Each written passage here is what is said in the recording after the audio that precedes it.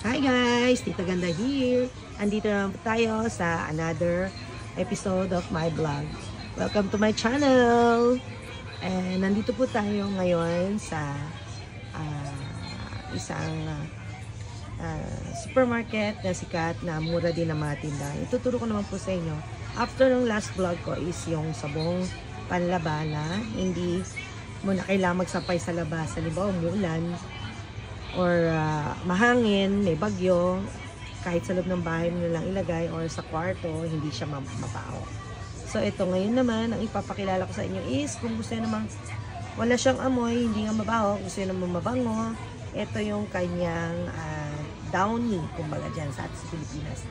It's Lenoa Happiness ang tawag po nung pabangong ginagamit ko sa damit. So yan guys, so mapagpipilian nyo siya, murang-mura lang siya sa halaga 150 pesos sa atin more or less. Ayan, so mapagpipilian nyo naman siya pag pupunta kayo rito. Andito yung smell taste. Ayan, aamoy nyo lang na ganyan. Mabango or angkop ba sa panlasa ninyo. So guys, don't forget hindi to kinakain inaamoy. Joke lang. Okay, so this is it guys. I hope you like it and please like, subscribe, and share para po sa susunod na upload ko. It's your Tita Ganda here. Bye con Dios. God bless us all. Babush!